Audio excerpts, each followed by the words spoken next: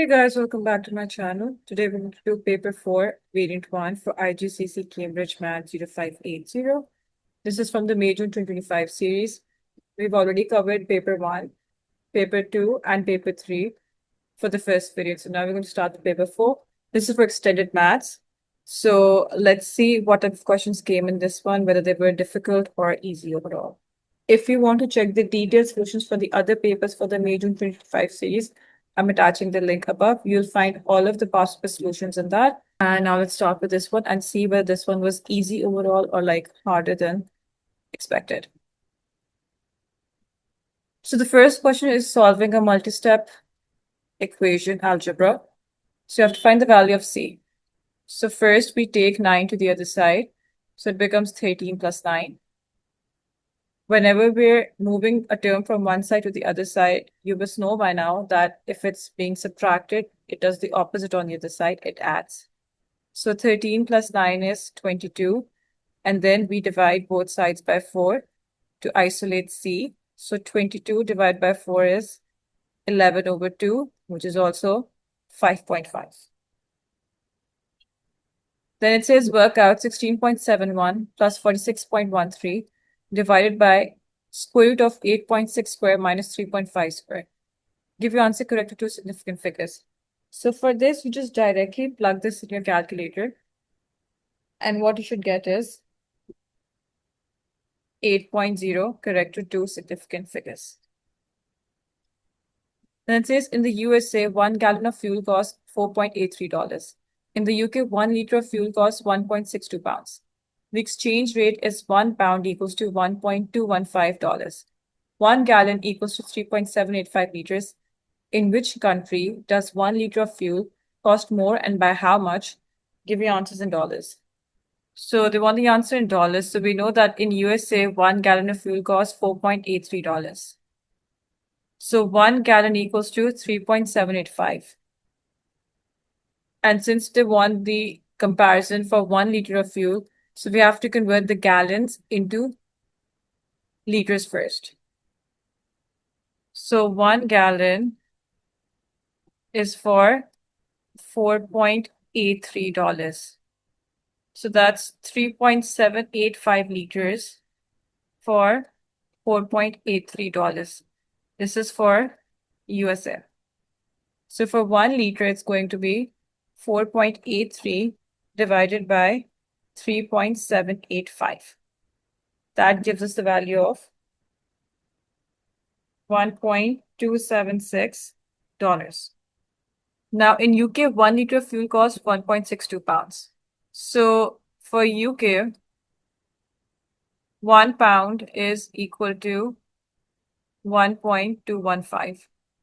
So if 1 pound is equals to $1.215, 1.62 pounds is going to be 1.62 times 1.215, which gives us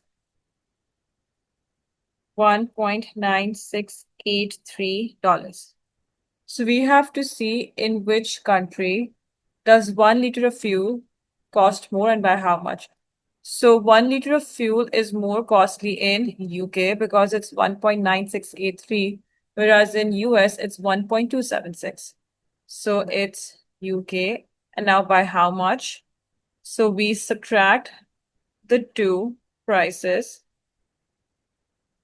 and that is going to give us 0.6923.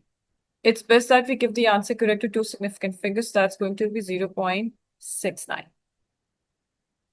Then this is transformation of shapes. It says describe fully the single transformation that maps A onto shape B.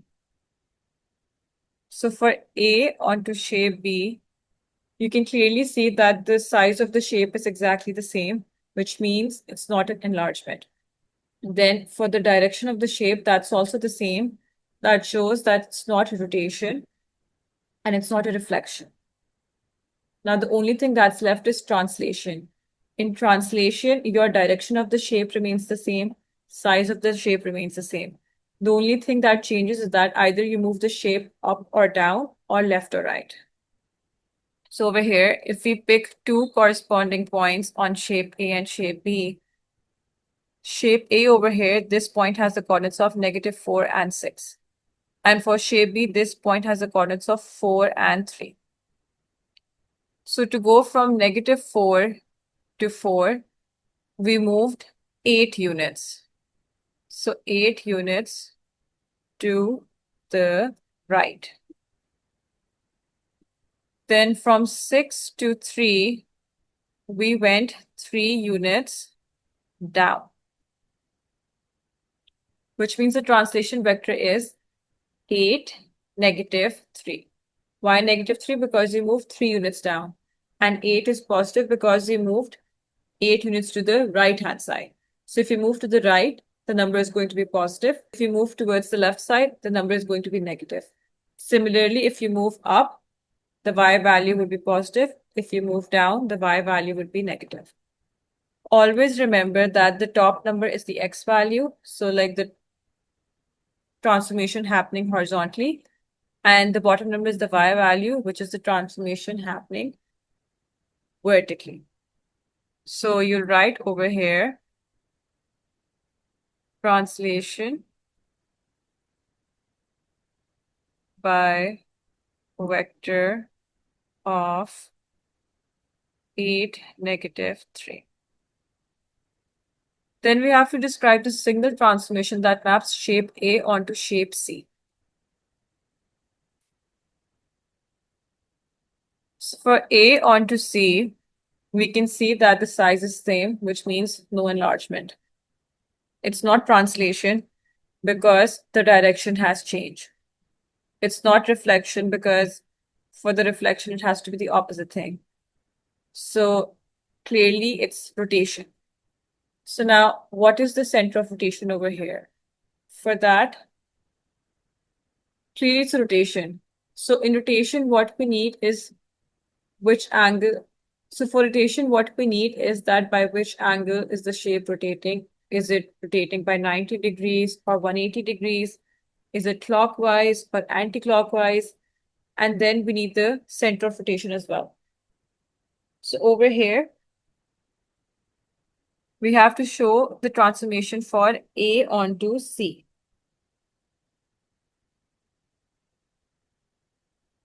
So for A onto C, it's moving in this direction, which means it's moving anti-clockwise. Secondly, it's 90 degrees. Why is it 90 degrees? Because if it was 180 degrees, it would be in the opposite quadrant over here. But since it's not, that means it's a 90-degree anti-clockwise rotation. Next thing we need to know is the center of rotation. So now when it's a 90 degrees rotation, what happens is that your horizontal and vertical distance from the center are swapped for the image after the rotation. So if I pick a point over here, like this point, we need to measure its horizontal and vertical distance from the center. So let's say the center is 0, 0.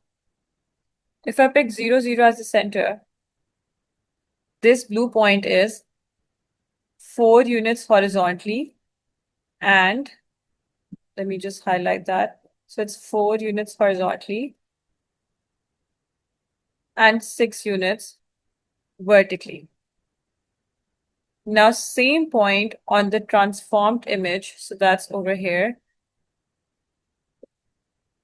Your vertical and horizontal distances are supposed to swap. So horizontal distance now is 6 and vertical is 4. So if you compare this with the original image, horizontal was 4, now vertical is 4. Over there, vertical was 6, now horizontal is 6, which means 0, 0 is the center of rotation. If it wasn't the center of rotation, your horizontal and vertical distances wouldn't be swapped like this. So when it's a 90-degree rotation, we just swap the horizontal and vertical distance of a point from the center. If it's 180-degree rotation, the horizontal and vertical distance remains. If it's a 180-degree rotation, your horizontal and vertical distance remain the same.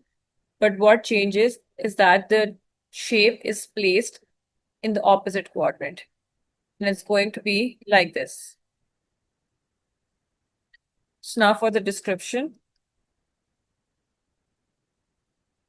it's going to be 90 degrees anti-clockwise rotation about the center 0, 0. Then it says on the grid, draw the image of shape A after a reflection in the line x equals to -2.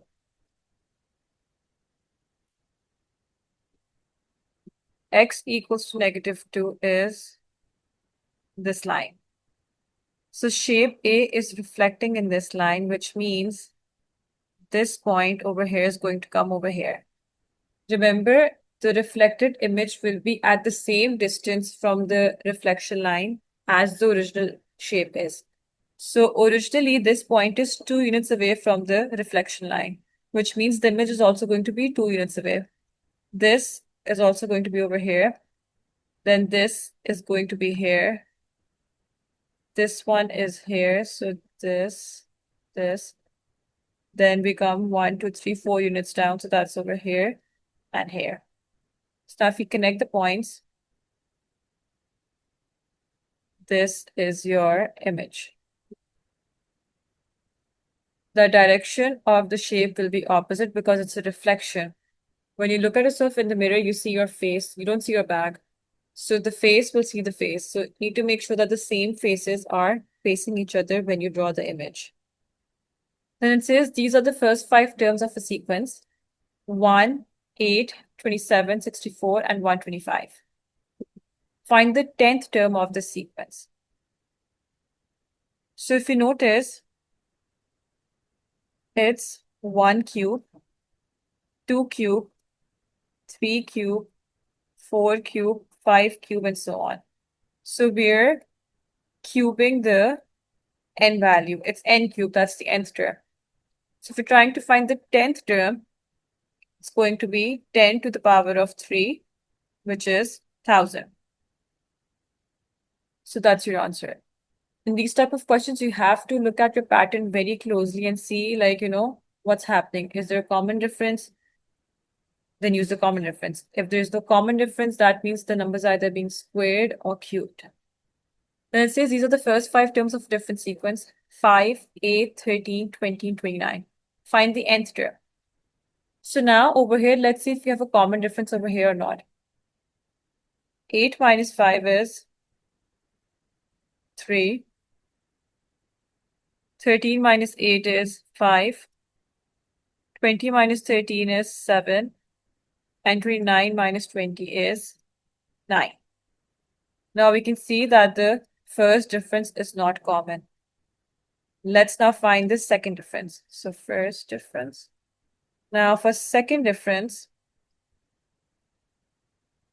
5 minus 3 is 2, 7 minus 5 is 2, and 9 minus 7 is also 2. So we have a common difference of 2 for the second difference. Whenever we have the second difference common, that means it's a quadratic sequence.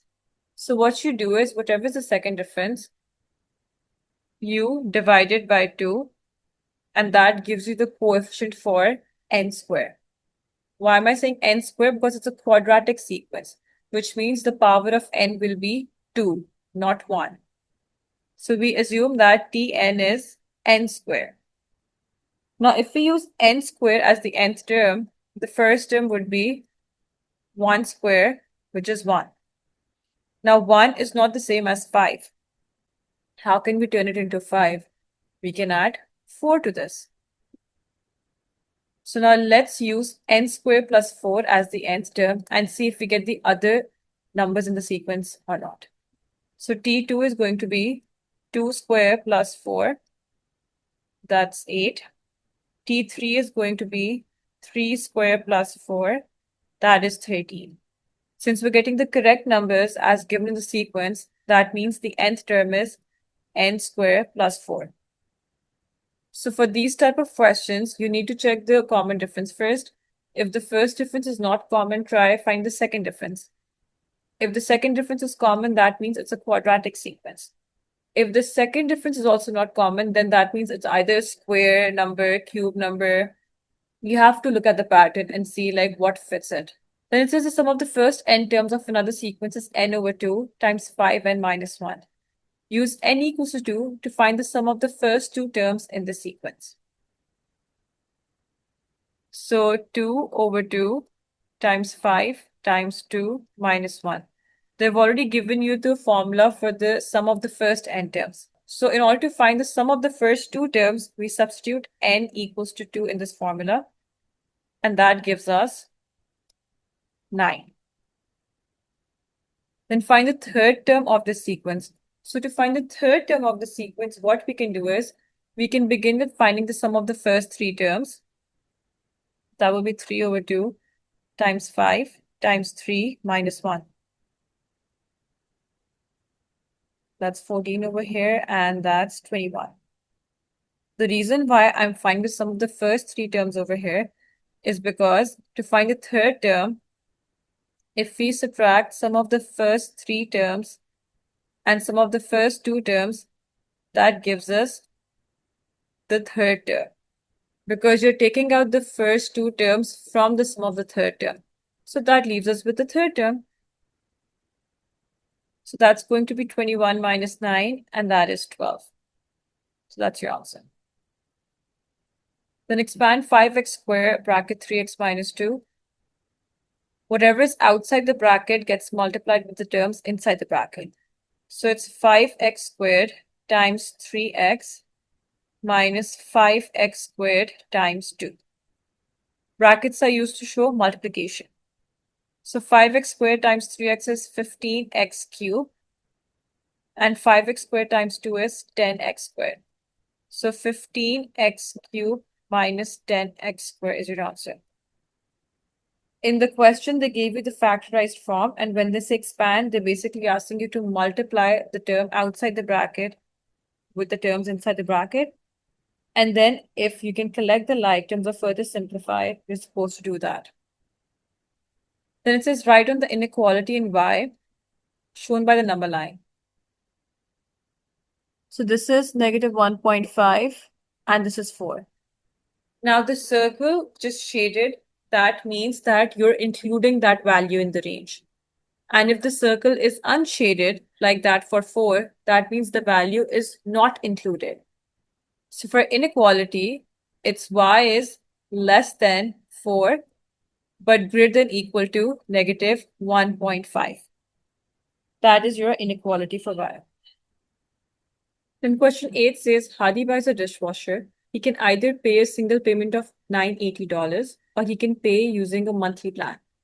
The monthly plan is that 20% of $980 plus 12 payments of $75.25. Hadi uses the monthly plan. Calculate the total amount Hadi pays.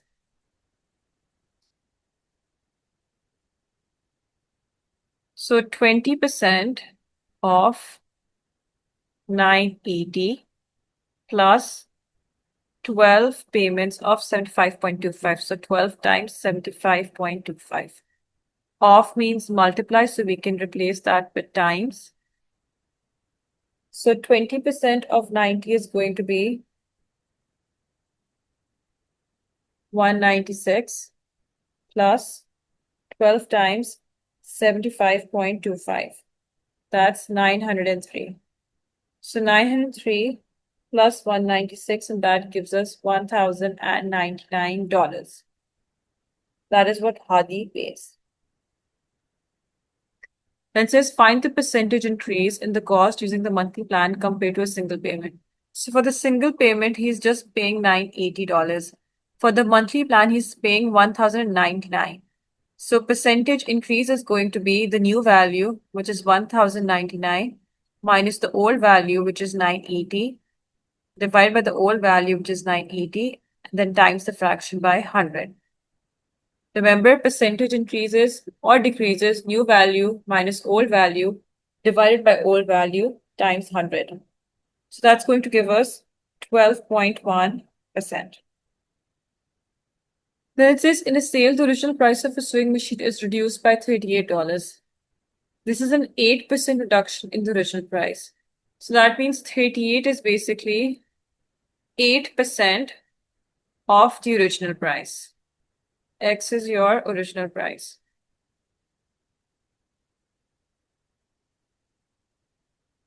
So 38 equals to 0.08 times X.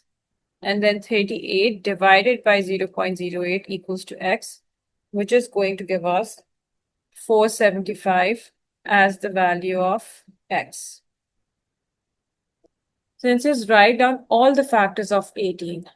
So all the factors of 18 are 1 and 18, 2 and 9, 3 and 6. These are all the factors of 18. Then factorize 3y minus xy plus 15 minus 5x. So this is factor by grouping. You split the equation into two groups. The first two terms make one group and the last two terms make another group. In the first group, we have y common. So we're left with 3 minus x in the bracket. And the second group, we have 5 common. So 5 bracket 3 minus x again. Between 1 and 5, we have 3 minus x common. So that leaves y plus 5 in the other bracket. And that is your fully factorized answer. Then 3y minus xy plus 15 minus 5x equals to 18. Where x and y are positive integers, using your answers to part A and part B, find one possible value of x and the corresponding value of y. So we know the factors of 18 are 1, 18, 2, 9, 3, and 6. And when we rearrange this, what we got was y plus 5 bracket 3 minus x. So y plus 5 bracket 3 minus x is the same as this, equal to 18. So now we know factors of 18 are either the pair of 1 and 18. Then we have the pair of 2 and 9 or 3 and 6. So we can take those pairs, put them equal to these and see what value of y and x we get. And we have to make sure that x and y are positive integers. So if we use 2 and 9, let's say, so y plus 5 equals to 2 and 3 minus x equals to 9. That's not going to give us a positive integer because 2 minus 5 is negative 3 and 3 minus 9 is negative 6. So that's not possible. But if we use 9 over here and 2 over here, so that's 9 minus 5, which is 4, and that's 3 minus 2, which is 1. So we can say that y is 4 and x is 1. That is just one of the combinations. Let's say we choose 6 and 3. So y plus 5 equals to 6 and 3 minus x equals to 3. So that's y equals to 1 and 3 minus 3, that's 0. That doesn't work because they're both supposed to be positive integers, so it can't be a 0. So if we use 18 and 1, so y plus 5 equals to 18 and 3 minus x equals to 1. So y would equal to 13 and x would equal to 2. So this is another possible value. X can be 2, y can be 13. So whichever answer you get, you can give either of these answers. Both of them are correct because it says find one possible value, which means there are other possibilities as well. So no need to get confused if someone else has another pair and you have another pair. It's fine. But you have to make sure that you're giving positive values, not negative. Then a warehouse has a floor area of 800 meters square. The plan of the warehouse is drawn to a scale of 1:50. Calculate the floor area on the plan, giving your answer in square centimeters. So the actual floor area is obviously bigger than the area given on the plan. So if you're going from bigger to smaller, we divide. That is the first thing that you need to remember. So since we're going from bigger to smaller, we're going to divide 800 by 50 square. Why are we dividing 800 by 50 square? Because 800 is the floor area. This scale is for meters, not meter square. So if we're going from the area of the actual floor to the area shown on the plan, that means we need to divide 800 by 50 square. 800 divided by 50 square is 0.32 meter square. We need to find the floor in square centimeters. So 1 meter is equal to 100 centimeters. 1 meter square would equal to 100 times 100, which is 10,000 centimeters square. So to convert meter square into centimeter square, we'll multiply 0.32 with 10,000, and that's going to give us 3,200 centimeters square. So that's how you find the answer. Then the diagram shows triangle PQR. Calculate the shortest distance from Q to PR. So the shortest distance is always the vertical distance, and that's at a right angle with the base. So this is your perpendicular distance from Q. So remember, shortest distance is always the perpendicular distance from a point towards the line. So that means it's going to be at right angle to the line PR.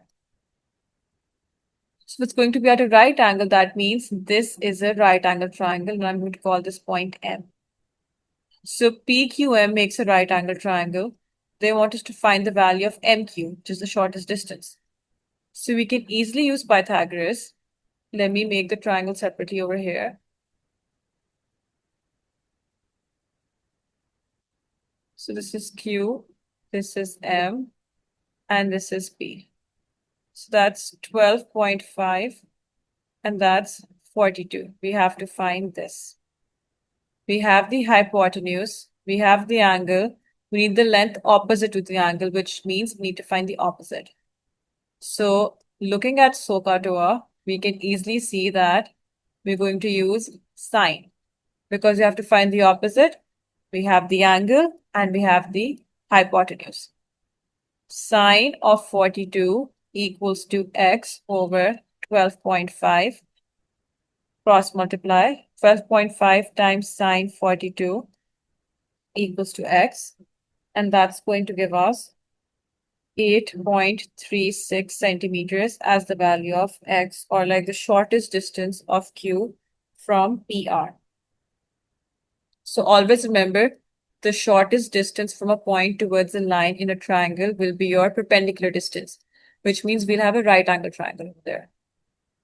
Then make x the subject of this formula. So this is rearranging the formula or changing the subject.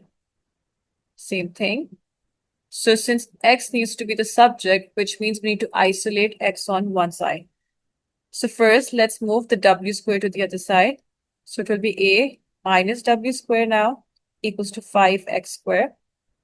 Right now, x is not the subject, it's 5x square, which means we need to get rid of the 5 and we need to get rid of the square. So going to divide it by 5 first. So now x squared is the subject. And next we will take the square root to get rid of the square. So it's now x equals to square root of a minus w square plus 5. And this will be plus minus, because when we take the square root of a value, we get a positive and a negative value. So that's your answer. Remember, when you're changing the subject of any equation, you have to isolate that variable on one side. So you take everything step by step to the other side, and make sure when you're trying to get rid of the power, you have to take the root of that power on the other side. So if it's a square, you take the square root on the other side. If it's a cube, you take the cube root. If the power is 4, you take the fourth root. So it all depends on what is given in the question. Then the table shows some values for y equals to 5x squared minus x cubed minus 4. You have to complete the table and draw the graph. So for completing the table, you substitute the values of x in the equation, find the corresponding values of y. When you put x equals to -1, should get 2. With x equals to 1, you should get a 0. And with x equals to 4, it should give you 12. So these are your values. Now we have to plot these on the grid. So -2 and 24 is going to be 1, 2, 3. That's over here. -1 and 2, that's here. 0, -4, 1, 2, 3, 4.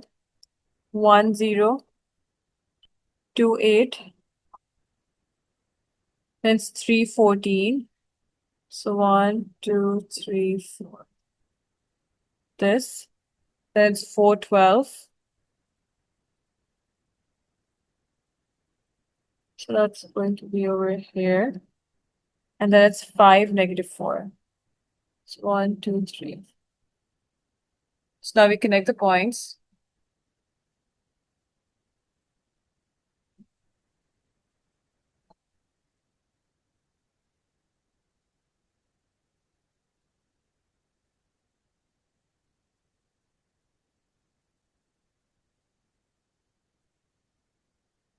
That's your graph.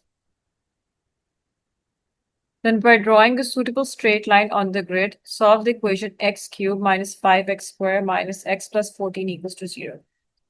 So if you compare this with the original equation, in the original now, there is no x and it's not 14, it's -4.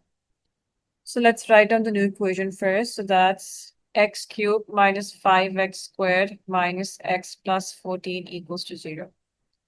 So how can we turn this back into this one? So firstly, x cubed is a different sign. So let's move.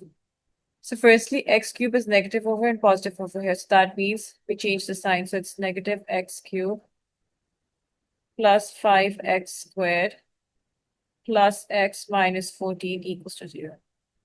Now over here we have a -4 and here we have x minus 14, which means we probably subtracted 10 from over here. So if we separate this, -x cubed plus 5x squared minus 4 minus 10 plus x equals to 0. So this is the extra part. So if you move this extra part to the other side, we can see that it's going to be 10 minus x. That's the line that we have to draw on the curve and then find the intersection between that line and curve, and that is the solution that they're looking for. So for these type of questions, you have to compare the new equation with the original one and see how it was changed, what was added or subtracted, and then you find that that is the equation of the line that you will always have to draw the lines. So y equals to 10 minus x. So at x equals to 0, y will be 10. So let's plot this point first, 0, 10. So that's over here. Let me remove this. And then we can pick a point, let's say x equals to 3. So that's going to give us 10 minus 3, and that's 7. So 3, 7, x equals to 3 and 7, that's this one. So we can pick these 2 points and draw a line.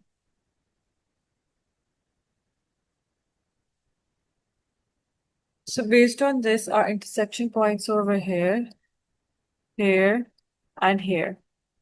So this value is this and this. So this one is coming out to be -1, 2, 1, 2, 3, 4, 5. -1.5. This is 1.9. This is 4.6. So these are the 3 values of x that I'm getting for the intersection between the curve and the line. Then question 15 says the height of each 140 basketball players is recorded. The table shows the results. Calculate an estimate of the mean height. So when you have class intervals and they're asking us to find the mean height, you have to begin with find the midpoint of each of these class intervals. So midpoint of 160 and 180 is 170. Of 180 and 185 is 182.5. Of 185 and 90 is 187.5. And for 190 and 200 is 195. And for 200 to 210 is 205. Once we have the midpoints, then what we do is we assign this the value of x, and frequency is your f. Formula is the same, sigma fx over sigma f. Sigma means sum. So you multiply the frequency and the midpoint value, and then add it to the next frequency being multiplied to the midpoint value. So basically 7 times 170 plus 12 times 182.5, again plus 31 times 187.5 plus 70 times 195 plus 20 times 205. This is divided by the sum of frequency, which is given in the question as 140. And even if we add these, that'll also give us 140. So now you need to plug this in the calculator.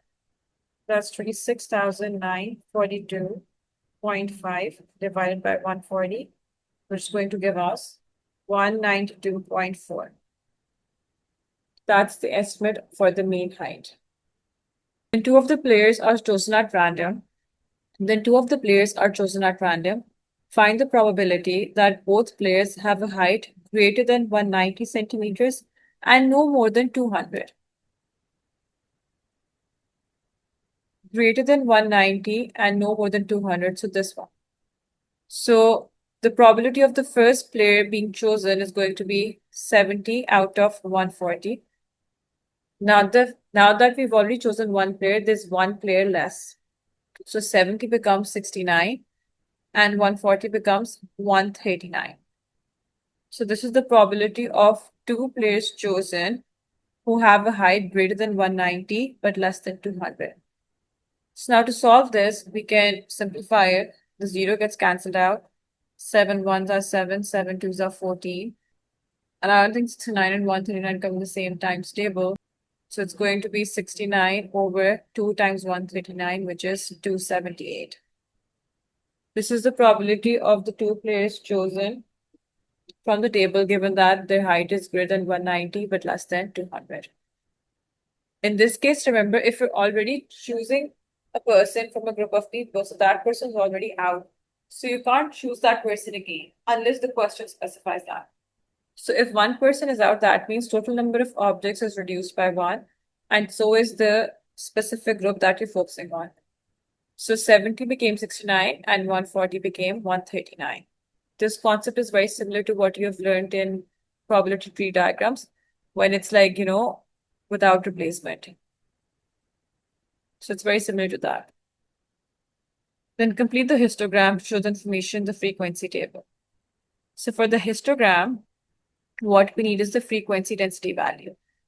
And the frequency density value is found using the formula frequency density equals to frequency over class width. So class width is the difference between each of these intervals. So for the first one, the difference is 20, then it's 5, again 5, 10, and 10. For the frequency density of the first one, it's going to be 7 divided by 20, which is 0.35. Then it's going to be 12 divided by 5, which equals 2.4. Then 31 divided by 5, which is going to give us 6.2. Then 70 divided by 10, that's 7. And then lastly, 20 divided by 10, that's 2. So the frequency density values are 0.35, 2.4, 6.2, 7, and 2. Remember that only this formula can help you in finding out the frequency density. There is no other formula. You divide the frequency by the class width for each interval and then find the separate frequency density for each box. and then you plot those. So between each box, it's 1, 2, 3, 4, 5. So 0.3, this is 0.2, this is 0.4. So this in the middle, that's 0.35. Then for 180 to 185 is going to be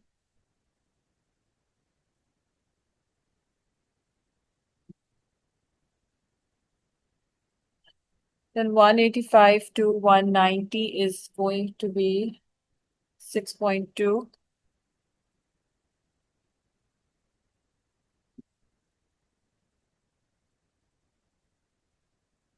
And lastly, from 180 to 200, that is 7.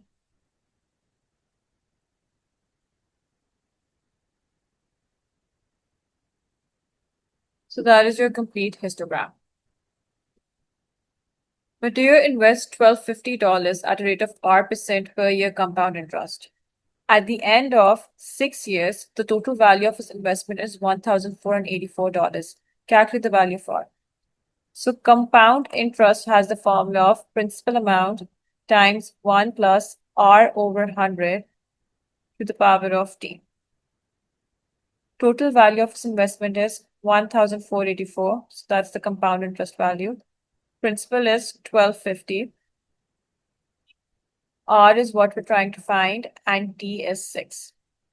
So first divide 1,484 by 1,250.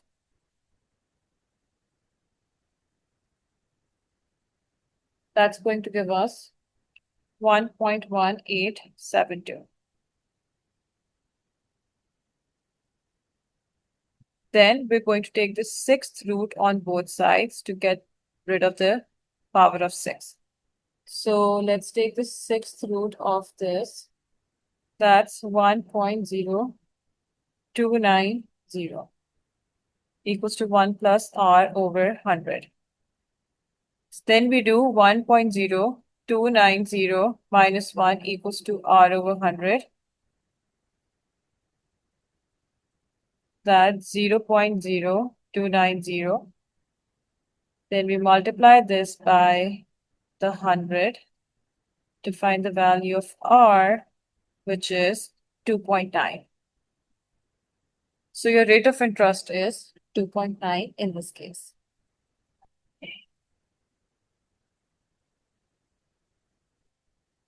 Then since the diagram shows a quadrilateral ABCD, calculate AD.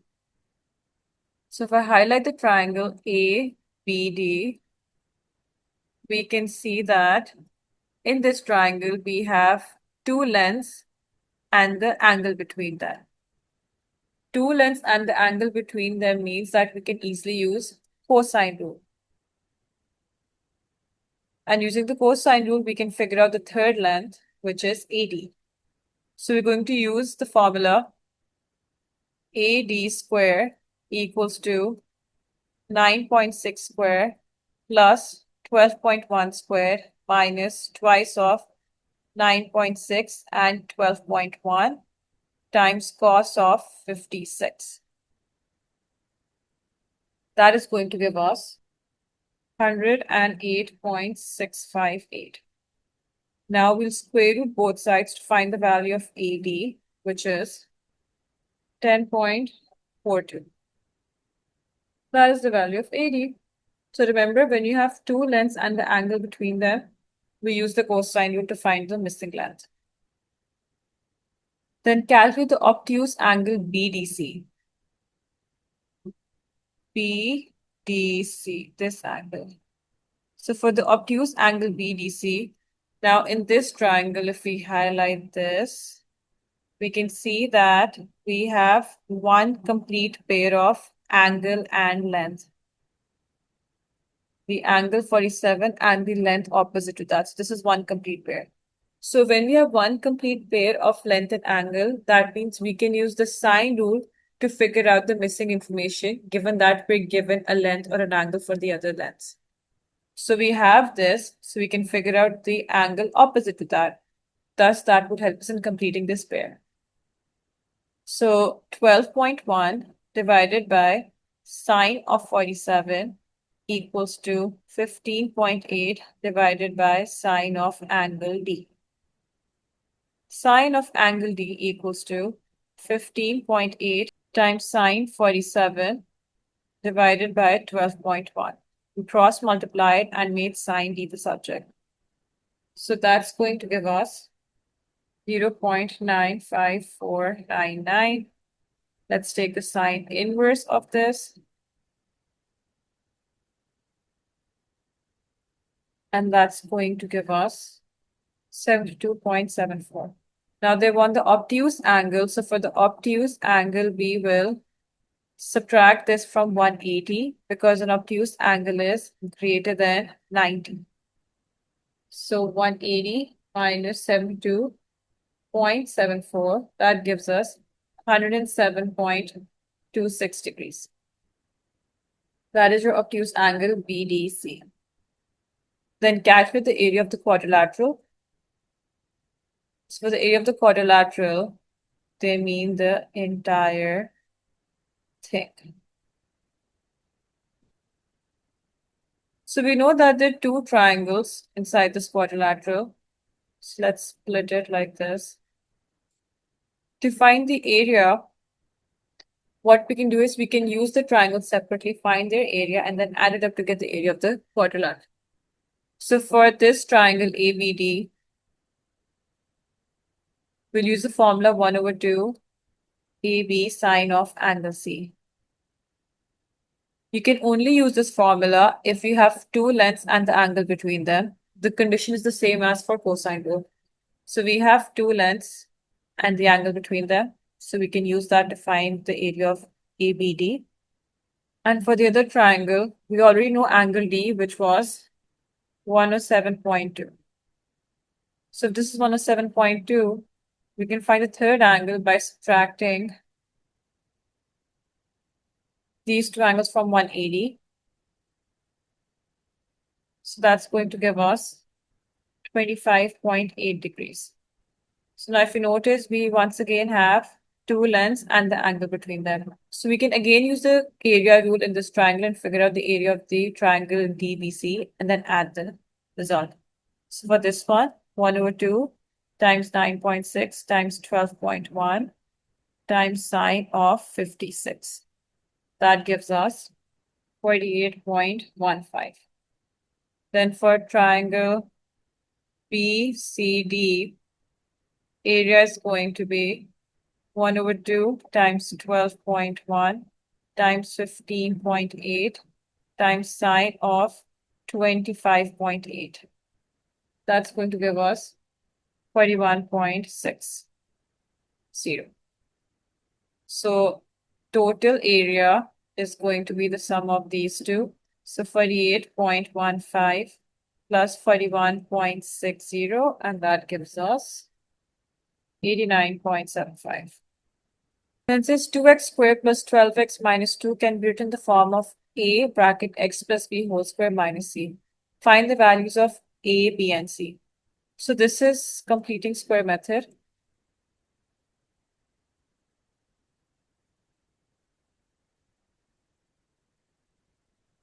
So this is like the quadratic equation written in the completing square form. First step is that we take the coefficient of x squared common from the entire equation. So since the coefficient of x squared is 2, we take 2 common from the entire equation. That leaves us with 2 bracket x squared plus 6x minus 1. Next step is that you have to realize that this is the square that they're asking us to complete. A complete square basically is a square plus 2ab plus b square. We have our a square, which is x square. We have our 2ab, which is 6x. We don't have our b square. This a square plus 2ab plus b square will factorize to a plus b whole square. You must have done this formula. So we are trying to go from this to find the b square, and then from this to a plus b whole square, so that we have the completing square form. So to complete this square, we have to figure out the b square. And if you notice, we can easily use the 2ab and the 6x because x is a. So 2xb equals to 6x and b is 6x divided by 2x, which is 3. So which means b square is 3 square. So coming back over here, 2 bracket x square plus 6x plus 3 square because we have to complete the square. But we will minus 3 square as well because plus 3 square is a new term that we're introducing in the equation. So if we're adding something new, you have to subtract it as well to maintain the balance. It is the same as when we're dividing and multiplying the fraction by the same number when we're adding or subtracting fractions with unlike denominators. You don't just multiply the number with the denominator, you do it with the numerator as well. So exact same thing. If we're adding something new, you have to subtract it as well. So if it's plus 3 square, we write a minus 3 square as well. So now the complete square, which is, let me highlight this part now, you write that as a bracket, which will be x plus 3 whole square. A is x, b is 3. This minus 3 square is outside this bracket, so minus 9 minus 1. And all of this is still being multiplied by 2. So 2 bracket x plus 3 whole square minus 10. And now we multiply the 2. So 2 times x plus 3 whole square. We don't expand it. We keep it as it is because they want the answer in this form. So no need to expand the bracket. And the 2 gets multiplied by 10. So that's negative 20. So A is 2, B is 3, C is negative 20. Sorry, positive 20 because they've already given the negative in the equation. So that's how you solve this. And that's how you use completing square method to convert your quadratic equation to completing square form. Then the diagram shows a major sector of a circle with radius 7.5 centimeters. Calculate the perimeter of the major sector. So the perimeter, we need the arc length and then we need the radius. Radius is already given as 7.5, so we need to figure out the arc length. So first, let's find the angle of the sector. So angle of the sector is going to be 360 minus 126. That is going to give us 234 degrees. Arc length has the formula of angle over 360 times 2 pi r. So that's going to be 234 divided by 360 times 2 pi times 7.5. 234 divided by 360 times 2 times pi times 7.5. That's going to give us 30.63 centimeters. So the perimeter is going to be 30.63 plus twice of 7.5, which is going to give us 45.63 centimeters. That's the perimeter of the major sector.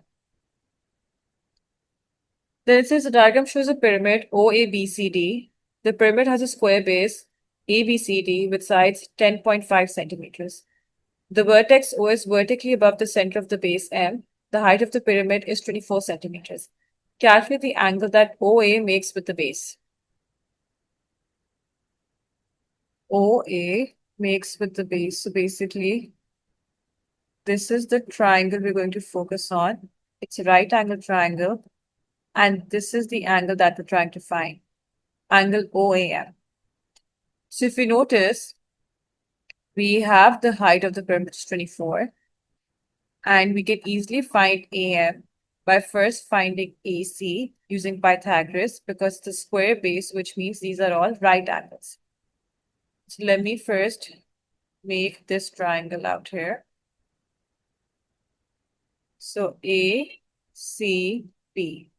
10.5, 10.5. We're trying to find AC.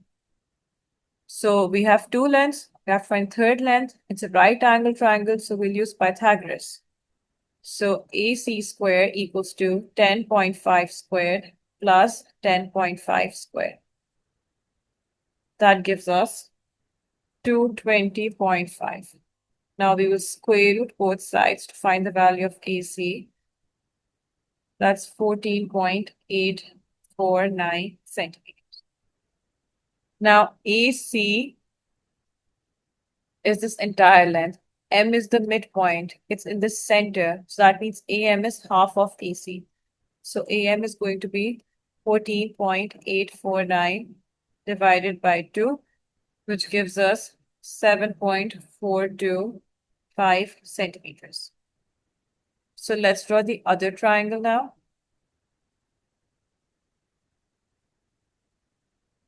AM, so that's 7.425, and this is O, this is 24. We have to find this angle. So we have the opposite, we have the adjacent, we'll use tan. Tan theta equals to 24 divided by 7.425. So theta is going to be tan inverse of 24 divided by 7.425, and that gives us 72.8. That's the angle that OA makes with the base. So in 3D trigonometry, you'll mostly use Pythagoras and SOHCAHTOA based on what kind of shape you have. If there are right angle triangles in the shape, then yes, obviously it's going to be SOHCAHTOA and Pythagoras. If there are non-right angle triangles, then you'll be using sine, rule, and cosine. Now it says the diagram shows a frustum of the pyramid OABCD. The height of the frustum is 16 centimeters. Calculate the volume of the frustum. So to calculate the volume of the frustum, what we will do is we'll find the volume of the original pyramid and then subtract the volume of the pyramid that has been removed from the original one. And that will give us the volume of the frustum, because calculating the volume of the frustum directly is not possible because we don't have a formula for it. So to find the volume of the original pyramid, formula is 1/3 times the height times the base area. So 1/3, height was originally 24, and the base area is going to be 10.5 squared. That gives us 882 centimeters square. Now to find the volume of the removed pyramid, what we need is the base area and with the height. Height can be easily found because they've given us the height of the frustum. So height of this pyramid would be 24 minus 16, which is 8 centimeters. So 8 centimeters is the height of the removed pyramid. Next, what we do is we have to figure out the length of the square base of this pyramid.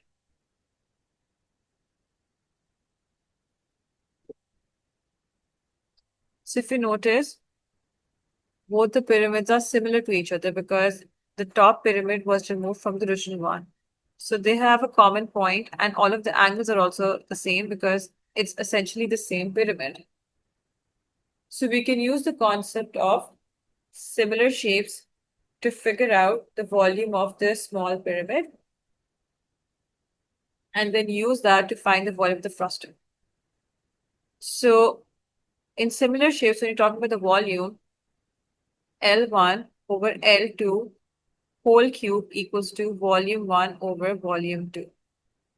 Your scale factor by which your shape is increasing or decreasing in size, cube equals to the corresponding ratio of the volume.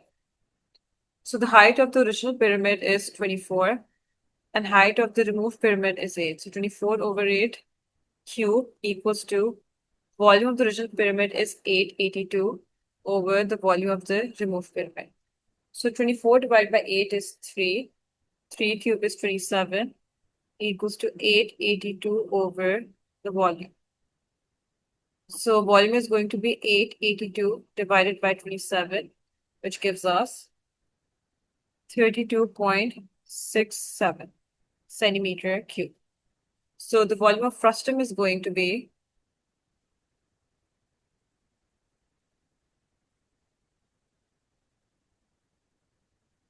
882 minus 32.67, which gives us 849.33 centimeter cube. That is your final answer. So remember, if you're creating a shape from the given shape, then the two shapes, the removed ones and the original one, they're similar. So the same concept will apply to cone and pyramid. If you're removing the top part and creating a frustum, then the removed cone is similar to the original cone. And using similar shapes, you can figure out a missing length, or you can figure out the volume as we did over here. And that would lead you to the volume of the frustum. Next question says that 16 to the power of 5m divided by 4 equals to 64 to the power of 2n. Find m in terms of m. So first thing you need to realize that 16 and 64 both come in the 4 times table. So what we can do is we can rewrite 16 as 4 square and 64 as 4 cube. For indices, you need to know your basic square numbers and cube numbers so that you can easily figure out how to solve it. And also, in indices, you need to know about the basic square numbers and cube numbers for you to be able to solve the question. And very important thing is that you need to remember that you have to convert all of the numbers in the same base. So if they're exponents, make sure that the base number is the same. Only then you can solve the question. Otherwise, it's not going to be easy for you to solve it. So 4 squared whole power 5m over 4, and then 4 cube whole power 2n. Now, if you notice, all of the numbers have the same base, which is 4. So now you can easily apply the rules of indices to find m in terms of n. Whenever we have it power outside the bracket, inside the bracket, we multiply them. So it's going to be 4 to the power of 10m divided by 4 and 4 to the power of 6n. When similar bases are being divided, we subtract the powers. So 4 to the power of 10m minus 1 equals to 4 to the power of 6n. Similar bases existing alone on each side of the equal to sign, we can put the powers equal to each other. 10m minus 1 equals to 6n. 10m equals to 6n plus 1. M equals to 6n plus 1 over 10. This is m in terms of n. And that's your answer. So the main thing is to convert all of the terms in the same base.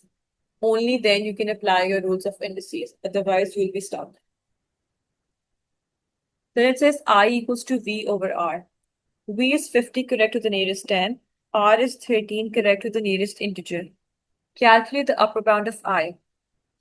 Whenever we're trying to find the upper bound in division, we will divide upper bound by the lower bound. And if you were trying to find the lower bound in division, you would divide the lower bound by the upper bound. That is the rule. So over here, we need to find the upper bound of I. So that means we need upper bound of V and lower bound of R. V is 50 correct to the nearest 10.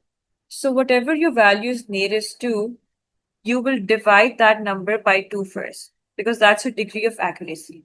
So degree of accuracy is divided by 2 first, and in this case, it gives us 5. So upper bound would be 50 plus 5. That's 55. For lower bound, it would be 50 minus 5. Then for R, it says it's correct to the nearest integer. Integer is basically a whole number. So we do 1 divided by 2, which is 0.5. So lower bound would be 13 minus 0.5, which is 12.5. So I would be 55 divided by 12.5, which is going to give us the value of 4.4. So this is your upper bound of I. This is very important. If you don't remember this, you won't be able to solve this correctly. And after that, you need to know how to use this information. Whatever it's nearest to, you divide that thing by 2, and then you add and subtract that from the original value, depending on what you're trying to find. If you're trying to find the upper bound, you will add it. If you're trying to find the lower bound, you will subtract it. And with that, we're done with this paper. If you have any questions or confusions, please leave a comment below and I'll help you out. And if you understood everything, please like and subscribe and share this video with your friends. I'll be posting videos for the other variants as well in the coming days, so stay tuned for that.